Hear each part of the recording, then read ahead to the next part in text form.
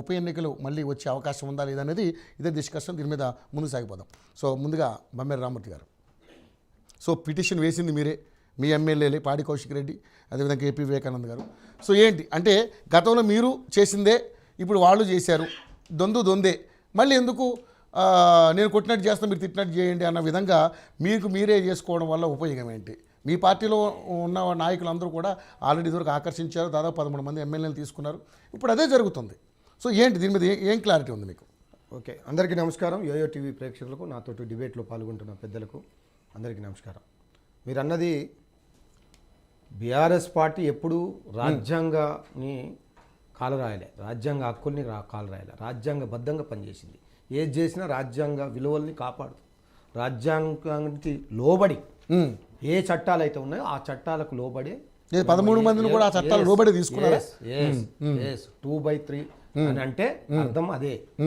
మేము రాజ్యాంగానికి లోబడి రాజ్యాంగం పరిధిలో ఉన్న హక్కుల్ని మేము కాపాడుతూ వచ్చాము తప్ప ఎక్కడ రాజ్యాంగం ఉల్లంఘన జరగలేదు. ఇక్కడ ఏం జరుగుతుంది?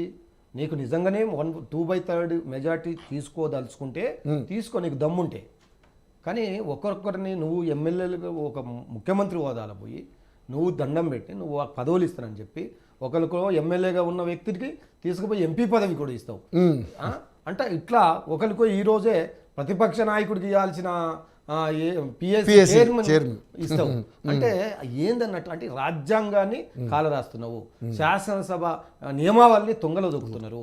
కాబట్టి ఖచ్చితంగా ఇది ఏదైతే హైకోర్టు ఇచ్చిన తీర్పు ఖచ్చితంగా మంచి, మాకైతే చాలా సంతోషాన్ని కలిగిస్తున్నది. 100% ఏ పార్టీలోనైనా గెలిచిన వాళ్ళు రాజ్యాంగబద్ధంగా పోవాలి తప్ప నిజంగా ఇప్పటికైనా ఈ ఎమ్మెల్యేలు ఎవరైతే 10 మంది ఎమ్మెల్యేలు బీఆర్ఎస్ పార్టీ నుంచి పోయారో వాళ్ళకు చిత్తశుద్ధి ఉంటే నిజంగా ఎట్లనైనా వాళ్ళకు మొట్టికాయలు పడితే వాళ్ళు అనర్హులుగా ప్రకటించబడతారు. అంతకు ముందే మీరు ప్రజలలో ఉండాలి అనుకుంటే, మీరు ప్రజాసేవలు మళ్ళీ పోటీ చేయాలి, మళ్ళీ గెలవాలనుకోండి కనీసం ఉంటే ఇప్పటికైనా రాజీనామాలు చేయండి. లేకపోతే కోర్టులు మిమ్మల్ని మెడబెట్టి గెంటేదాకా మీరు ఆ పరిస్థితి తెచ్చుకోవద్దని ఆ ఎమ్మెల్యేలకు మేము డిమాండ్ చేస్తున్నాం. మీరు వెంటనే రాజీనామాలు చేయండి, లేకపోతే ఖచ్చితంగా కోర్టే అన్నది 4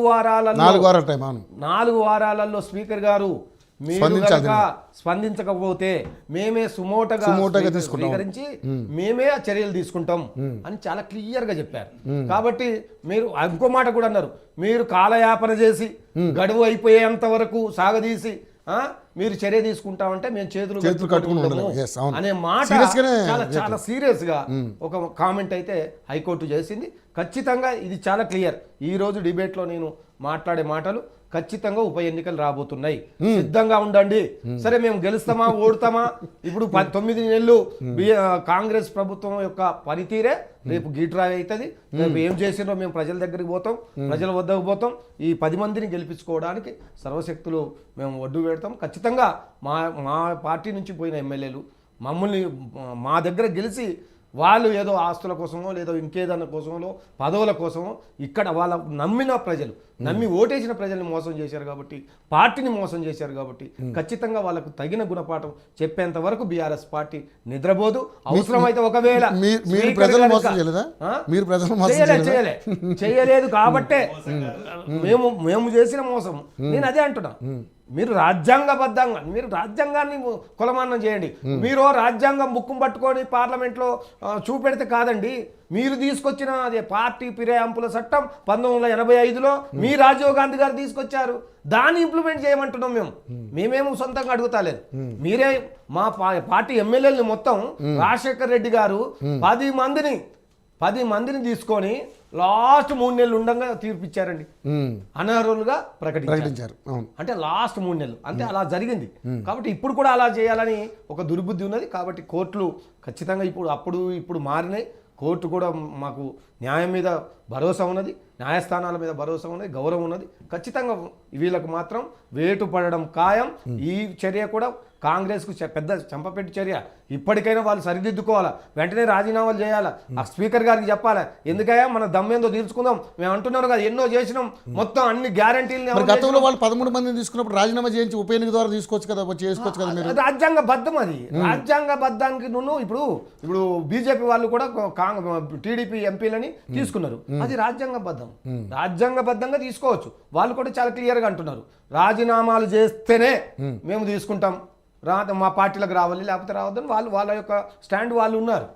మరి వీళ్ళు పోయి బతిమలాడు, కాళ్ళు మొక్కుడు, దండం పెట్టుడు, మళ్ళీ ఎవరైనా పుట్టుకుని అలిగి బీఆర్ఎస్ పార్టీకి పోతే మళ్ళీ ఇంట్లోకి పోయి కూర్చొని ఒక ముఖ్యమంత్రి స్థాయి వాళ్ళు ఇప్పటి వరకు కేసీఆర్ గారు ఏ ఎమ్మెల్యే దగ్గరికి పోయి, ప్రతిపక్ష ఎమ్మెల్యే దగ్గరికి పోయి కండవ గప్పలేదు. కావాలంటే మీరు చెక్ చేసుకోండి 10 సంవత్సరాలు. కానీ ఈ రేవంత్ రెడ్డి గారు ప్రతి ఎమ్మెల్యే ఇంటికి పోతున్నాడు, పోయి అడిగి వాళ్ళకి ఏం కావాలో అది అన్ని చేసి అన్ని రకాలుగా ఒప్పందాలు చేసుకొని ప్రలోభాలు, మొత్తం ప్రలోభాలు, భయపెట్టడం. అరకెబుది గాంధీ గారు కానీ ఇప్పుడు గజ్వెల్ మొన్న పటాన్చెరు ఎమ్మెల్యేని ఆయనైతే మరీ ఇబ్బంది పెట్టి భయపెట్టి చేర్చుకున్నారు కదా. కాబట్టి ప్రజలకు అర్థమైంది, మీరు మాట్లాడేదో భయపెట్టి చేర్చుకున్నంత మాత్రానే ఎమ్మెల్యేలు వెళ్ళిపోతారా అంటే దాని వెనకాల రెండో కోణం లేదంటారా? ఇక్కడ ప్రజలు నిజంగా అందుకనే ప్రజలకు ఈ రాజ్యాంగాన్ని అమలు చేసే వాళ్ళు పర్ఫెక్ట్గా అమలు చేయాల్సిన అవసరం ఉన్నది. నేనైతే అది నా పార్టీ కానీ, మీ పార్టీ కానీ, ఇంకో పార్టీ కానీ, కాంగ్రెస్ పార్టీ కానీ, బీజేపీ పార్టీ కానీ, గెలిచిన ఎమ్మెల్యేలు ఇంకో పార్టీకి పోవడమే తప్పు. అది ఏ పార్టీ అయినా కానీ ఎవరు తీసుకున్నా తప్పే. కాబట్టి వాస్తవానికి అది ఎవరు తీసుకున్నా తప్పే. ఎందుకంటే వాళ్ళని నమ్మి ఓట్లు వేసిన ప్రజలు ఇప్పుడు మోసపోతున్నారు. అరే ఏమనంటే అభివృద్ధి అంటున్నారు. అభివృద్ధి అంటే ఎక్కడ అభివృద్ధి జరిగింది? ఇప్పుడు 60,000 కోట్ల రూపాయల అప్పు ఈ 8 నెలల్లో చేశారు. ఏం చేశారు? ఇచ్చిన హామీని ఒక్కటి నెరవేర్చలేదు, ఇస్తానన్న ఏ ఒక్కటి ఇవ్వలేదు, ఎక్కడ అభివృద్ధి ఒక ప్రాజెక్టు తీరలేదు, ఒక కంపెనీ తీసుకురాలేదు. మరి 60,000 కోట్లు ఎక్కడికి పోయినాయి? వీళ్ళు ఇచ్చిన హామీలు ఎడిపోయినాయి. ఏం అభివృద్ధి జరిగింది? కూలగొట్టుడు. ఏం జరుగుతుందా అంటే కూలగొడుతున్నారు. కూలగొట్టుడు వీళ్ళ అభివృద్ధి. అంటే కూల్చడం తప్ప నిర్మించడం చేత కానీ ప్రభుత్వం కాంగ్రెస్ ప్రభుత్వం. కాబట్టి ఇప్పటికైనా ప్రజలకు అర్థమైంది, ఖచ్చితంగా వీళ్ళకు సరైన సమయంలో సరైన గుణపాఠం